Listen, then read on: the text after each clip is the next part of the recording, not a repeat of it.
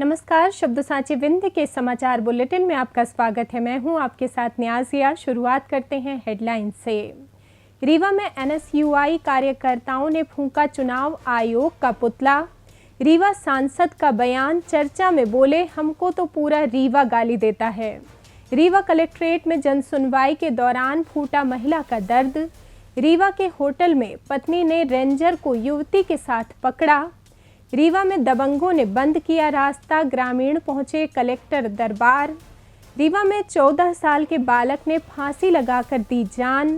रीवा में रास्ता बंद होने से परेशान ग्रामीण पहुंचे कलेक्टर कार्यालय। रीवा पुलिस का टीआई लापता, तलाश में लगे एसपी। रीवा में जमीन विवाद में दबंगई का आरोप, पीड़ित ने कलेक्टर से मांगी मदद। रीवा में स्कूल चले हम अभियान के तहत मनाया गया प्रवेशोत्सव।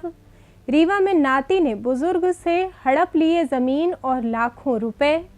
सतना में कूलर के करंट से 7 वर्षीय मासूम की मौत, परिवार में मातम। सीधी के भंवरसेन घाट में डूबे 4 शव हुए बरामद।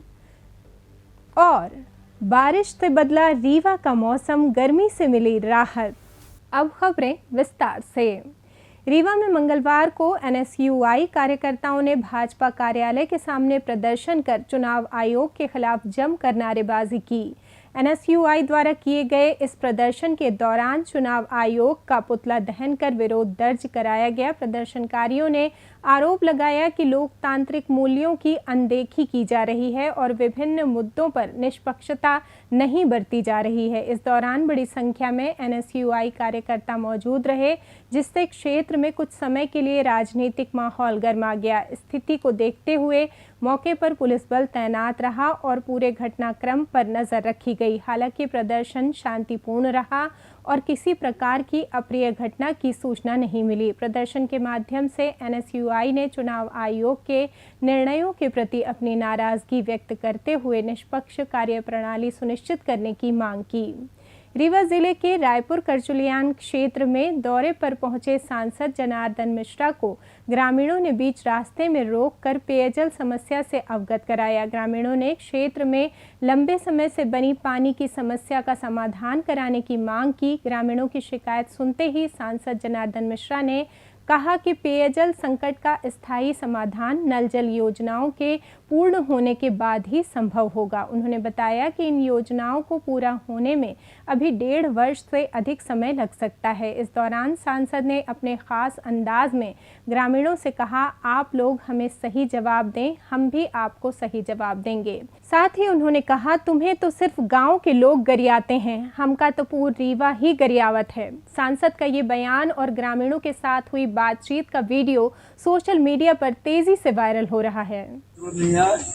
वैसे सुखान पड़ी रही हैं, उनके नीचे न जाए, नहीं पाँव गिर न जाए, या जो आ रहा है बाढ़ सागर पानी, हमारे ख्याल से 1.5 साल के अंदर वो पानी है,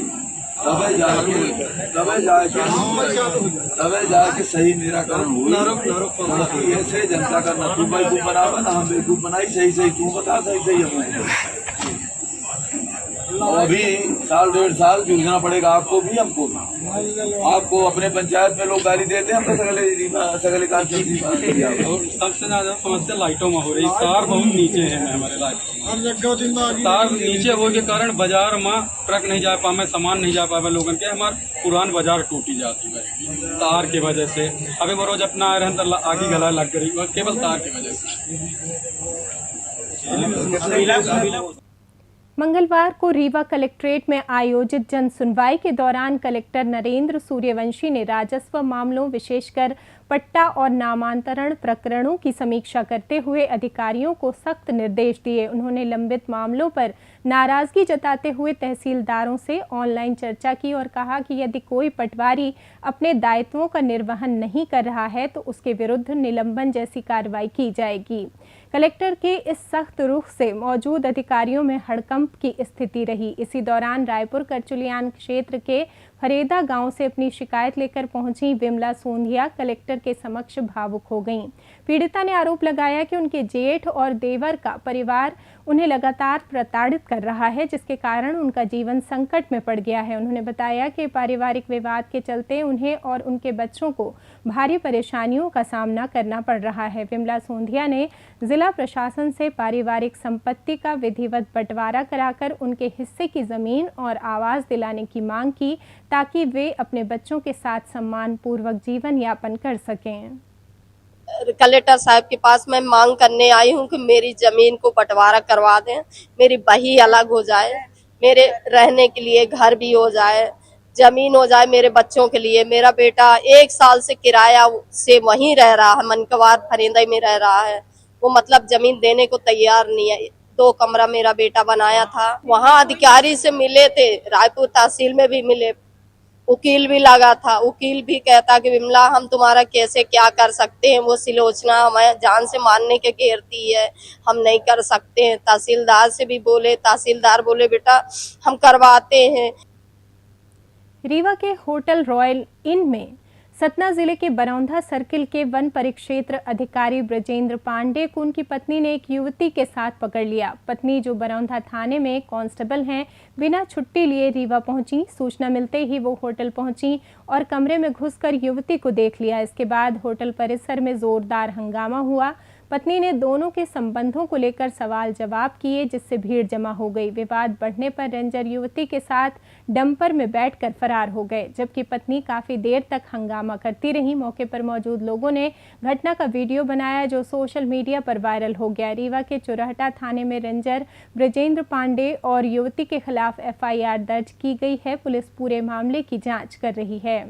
रीवा जिले की सिमरिया तहसील अंतर्गत शाहपुर गांव के ग्रामीण मंगलवार को कलेक्टर कार्यालय पहुंचे और जन सुनवाई में सड़क की समस्या को लेकर शिकायत दर्ज कराई। ग्रामीणों ने प्रशासन से बंद रास्ते को पुनः खुलवाने की मांग की। शिकायतकर्ता कमलेश प्रजापति ने बताया कि गांव में नहर निर्माण के दौरान सड़क का भी निर्माण कराया गया था, जिससे दाढ़ी टोला सहित आसपास के ग्रामीणों का आवागमन सुगम हो गया था। आरोप है कि गांव के कुछ दबंग लोगों ने उक्त मार्ग को अवरुद्ध कर दिया है, जिसके कारण करीब 1 सैकड़ा परिवारों के सामने आवागमन की गंभीर समस्या खड़ी हो गई है। ग्रामीणों का कहना है कि रास्ता बंद होने से दैनिक कार्यों, बच्चों की पढ़ाई और आपातकालीन परिस्थितियों में आवागमन प्रभावित हो रहा है। उन्होंने कलेक्टर से हस्तक्षेप कर मार्ग को तत्काल खुलवाने और दोषियों के खिलाफ उचित कार्रवाई करने की मांग की है। मेरा नाम कमलेश कुमार प्रजापति है। हम बेड़ा साहेबपुर से हैं। तहसील सिमरिया, तहसील थाना वृत्त साहेबपुर है। काहे कि यहाँ आवेदन दिए? यहाँ आवेदन दिए हैं रोड के लिए। रोड चालू थी, रोड कुछ बनी थी और कुछ नहीं बनी, बनने के लिए हुआ था, तो उस रोड को जाम कर दिया गया है। जी सरकारी नहर से रोड बनी है, उसको जाम कर रहे हैं। कोई के पट्टे में नहीं बने, कोई के पट्टे से रोड नहीं हम लोग मांग रहे हैं, तब भी हमको लोगों को निकलने में तकलीफ हो रही है। निकलते हैं तो मारने की धमकी भी देते हैं।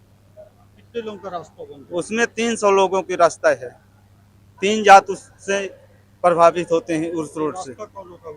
रास्ता रोका गोकरण मिश्रा ने। उनकी जमीन की मुआवजा पा चुके हैं। सरकारी जमीन से नहर निकली सिंचाई वाली, उस जमीन से हम लोग निकलते हैं तो उससे निकलने नहीं देते हम लोगों को। वो कम से कम 5-6 जब से नहर निकली है तब से वो रास्ता चालू है। अब वो कहते हैं कि ये रास्ता हम नहीं देंगे, ये तुम्हारी हम नहर है, हमारी है, तुम्हारी नहीं है, हम जैसा कहेंगे तैसा करोगे। रीवा शहर के समान थाना क्षेत्र अंतर्गत वार्ड क्रमांक 26 स्थित निरंजन नगर से एक दुखद घटना सामने आई है, जहां नाना के घर आए 14 वर्षीय उत्कर्ष पटेल पिता समरजीत पटेल ने फांसी लगाकर आत्महत्या कर ली। परिजनों ने बताया कि दोपहर में बच्चा घर में खेल रहा था। जब नाना उसे खाना खाने के लिए बुलाने गए तो वो कमरे में फांसी पर लटकता हुआ मिला। परिजनों ने तुरंत उसे संजय गांधी चिकित्सालय पहुंचाया, जहां चिकित्सकों ने उसे मृत घोषित कर दिया। परिवार वालों ने बताया कि उत्कर्ष किसी मानसिक तनाव में नहीं दिख रहा था और उसने आत्महत्या का ये कदम क्यों उठाया, इसकी कोई वजह अभी तक सामने नहीं आई है। समान थाना पुलिस ने आत्महत्या का मामला दर्ज कर लिया है। वहीं पोस्टमार्टम के बाद शव परिजनों को सौंप दिया गया है। पुलिस ने मामले की जांच शुरू कर दी है। रीवा जिले के रायपुर करचुलियान जनपद अंतर्गत जोगीनिहाई गांव के ग्रामीण मंगलवार को कलेक्टर कार्यालय पहुंचे और बंद रास्ते को खुलवाने की मांग को लेकर ज्ञापन सौंपा। ग्रामीणों ने बताया कि मुख्य मार्ग से लगी सरकारी भूमि पर एक व्यक्ति द्वारा कथित रूप से कब्जा कर लिया गया है, जिसके कारण गांव का वर्षों पुराना आवागमन मार्ग बाधित हो गया है। ग्रामीणों का आरोप है कि मैनुद्दीन नामक व्यक्ति ने स्थानीय अधिकारियों की मिली भगत से सरकारी जमीन पर अतिक्रमण कर लिया है। इससे ग्रामीणों को आने जाने में भारी परेशानी का सामना करना पड़ रहा है। उनका कहना है कि वे लंबे समय से इसी मार्ग का उपयोग करते आ रहे हैं, लेकिन रास्ता बंद होने से दैनिक आवागमन प्रभावित हो गया है। ग्रामीणों ने जिला प्रशासन से मामले की निष्पक्ष जांच कर अतिक्रमण हटाने तथा बंद रास्ते को जल्द से जल्द खुलवाने की मांग की है, ताकि गांव के लोगों का आवागमन सुचारू रूप से हो सके। सरकारी जमीन जो है उसमें अतिक्रमण कर लिया, तार बाउंड्री करके हम लोग के मस्त रास्ता अवरुद्ध कर दिया गया है। और जो सरकार मतलब अपने पट्टे की जमीन बेच रहे हैं और सरकारी में कब्जा दे रहे हैं, और उसके पीछे सरकारी के पीछे जमीन हम लोगों की है, तो हम लोग उसी जमीन से निकलते थे, लेकिन वो सामने अवरुद्ध कर दिए गए हैं और उसी का सीधा लेके हमारे जमीन में भी घुस रहे हैं, बोल रहे हैं कि ये वो हमारी जमीन होगी। ये कितने महीने से आपकी समस्या चल रही है? समस्या में हम 2.5-3 महीने से तहसीलदार के आवेदन दिए हैं, तो कोई सुनवाई नहीं रही है। जो पटवारी साहब हैं अंकित सिंह, वो उनसे मिले भगत हुए हैं। और कौन कब्जा किया इस जमीन को? कब्जा मोहम्मद मैनुद्दीन किया है। रीवा पुलिस महकमे में सेवा भाव का अनोखा नमूना देखने को मिला है, जहां मनगांव थाने के टीआई रहे गजेंद्र सिंह धाकड़, जिन्हें आबकारी मामले में सोने के जेवर अवैध रूप से रखने के आरोप में आईजी द्वारा तुरंत निलंबित कर दिया गया था। निलंबन की सूचना मिलते ही उन्होंने थाने में बीमारी का सिक दर्ज कराया और उसके बाद गायब हो गए। तब से ना तो वे एसपी कार्यालय में हाजिरी लगा रहे हैं, ना ही कोई सूचना दे रहे हैं, यहाँ तक कि कोई संपर्क भी स्थापित नहीं कर रहे हैं। अब पुलिस अधीक्षक कार्यालय ने उनकी तलाश शुरू कर दी है। टीम उनके मोबाइल लोकेशन के आधार पर उन्हें ढूंढ रही है, यानी कि जो अधिकारी दूसरों की लोकेशन ट्रेस कर अपराधियों को पकड़ते थे, आज वे खुद अपनी लोकेशन छुपाए हुए फरार हैं। रीवा जिले के सिरमौर थाना क्षेत्र के ग्राम गहनौवा में भूमि विवाद में तनावपूर्ण स्थिति उत्पन्न हो गई है। ग्रामवासी उमेश कुमार त्रिपाठी के अनुसार बीते 14 जून को जब वो परिवार सहित प्रयागराज गए हुए थे, तब उनके सौतेले भाई लालमणि त्रिपाठी, जितेंद्र त्रिपाठी, देवेंद्र त्रिपाठी एवं उनके साथियों ने उनके खेत के बीचों बीच जबरन मुरुम डालकर रास्ता बनाने का काम शुरू कर दिया। मौके पर मौजूद उमेश की बहू ने जब उन्हें रोका तो आरोपियों ने अभद्र भाषा का प्रयोग करते हुए गाली गलौज की और जान से मारने की धमकी दी। इसके बाद डायल 112 पर पुलिस को सूचना दी गई। इसके बावजूद आरोपियों ने पुलिस की मौजूदगी में भी महिला को जान से मारने की धमकी दी। इस घटना से उमेश कुमार त्रिपाठी का पूरा परिवार भयभीत है।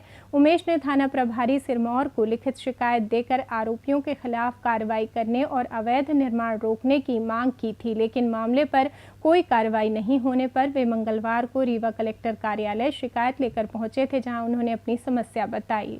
14 तारीख को हम लोग प्रयागराज इलाहाबाद गंगा स्नान करने के लिए चले गए मैम। तो हमारी एक बहू थी घर में, बाकी कोई नहीं था। वो जो हमारे विरोधी लोग हैं लालमणि, जितेंद्र, देवेंद्र, ये हमको देखे कि ये इलाहाबाद जा रहे हैं, तो वही मौका ताक के हमारे बीच खेत से 5 डंपर मुरुम गिरवा दिए मैम, जो कि बोने जोतने वाली भूमि है, हमारी स्वयं की खरीदी हुई भूमि है। कोई इसमें हिस्सा, कोई बंटवारा नहीं कि कोई पुरखों की हो, नहीं है, ये हमारी स्वयं की खरीदी हमारे नाम है मैम। मैं ये चाहता हूँ कि मुरुम जो गिर गई है और जो हमारे में बाउंड्री बन गई है, तो यही हमारी आशा है कि मैं कलेक्टर साहब के पास आया हूँ कि हमारी ये विपद सुनकर हमारे ज़मीन को खाली करवा दें। मेरी यही आशा है कलेक्टर साहब से कि ये काम हमारा करवा दें। रीवा के जन शिक्षा केंद्र अंतर्गत शासकीय हायर सेकेंडरी विद्यालय महसाओं में मंगलवार को स्कूल चले हम अभियान के द्वितीय चरण के तहत प्रवेशोत्सव 2026 का आयोजन किया गया। इस अवसर पर नव प्रवेशी विद्यार्थियों एवं उनके अभिभावकों का रोली चंदन लगाकर स्वागत किया गया। विद्यार्थियों को निःशुल्क पाठ्य पुस्तकें एवं पठन पाठन सामग्री वितरित की गई। साथ ही एक पेड़ मां के नाम अभियान के तहत वृक्षारोपण कर पर्यावरण संरक्षण की शपथ दिलाई गई। प्राचार्य राजकुमार सिंह ने विद्यार्थियों को लक्ष्य निर्धारित कर सफल भविष्य निर्माण के लिए प्रेरित किया और नए शैक्षणिक सत्र की शुभकामनाएं दी। कार्यक्रम में जन शिक्षक रामकृष्ण द्विवेदी सहित विद्यालय के शिक्षक, अभिभावक एवं छात्र छात्राएं उपस्थित रहे। बता दें कि जिले में 16 से 30 जून तक स्कूल चले हम अभियान के तहत शाला प्रवेश उत्सव आयोजित किया जा रहा है, जिसका उद्देश्य सभी पात्र बच्चों का विद्यालय में नामांकन सुनिश्चित करना है। रीवा जिले के गोविंदगढ़ थाना क्षेत्र के घुरेहिटी निवासी 78 वर्षीय लक्ष्मी नारायण गौतम ने मंगलवार को कलेक्ट्रेट की जन सुनवाई में शिकायत देकर गंभीर आरोप लगाए हैं। उन्होंने बताया कि 19 अप्रैल की रात अभिलाष गौतम और वीरेश गौतम ने उनके साथ मारपीट की और जान से मारने का प्रयास किया। साथ ही जबरन कोरे स्टाम्प पर अंगूठा लगवाया और हस्ताक्षर कराए। उनका आरोप है कि आरोपी उनका मोबाइल फ़ोन भी ले गए, जिसमें बैंक खाते से लिंक सिम लगी हुई थी। प्रार्थी का दावा है कि मोबाइल और सिम के दुरुपयोग से उनके पंजाब नेशनल बैंक खाते से यूपीआई के माध्यम से करीब 3,47,000 रुपये की अवैध निकासी भी कर ली गई। उन्होंने मामले की साइबर जांच कराने, संबंधित बैंक खाते को फ्रीज करने तथा मुख्य आरोपी का नाम एफआईआर में जोड़ने की मांग की है। साथ ही आरोपियों की गिरफ्तारी और निष्पक्ष जांच की गुहार लगाई है। पीड़ित ने बताया कि इससे पहले उन्होंने मामले की शिकायत गोविंदगढ़ थाने, रीवा एसपी और आईजी के पास भी की थी, लेकिन आज तक इस पर कोई कार्रवाई नहीं हुई।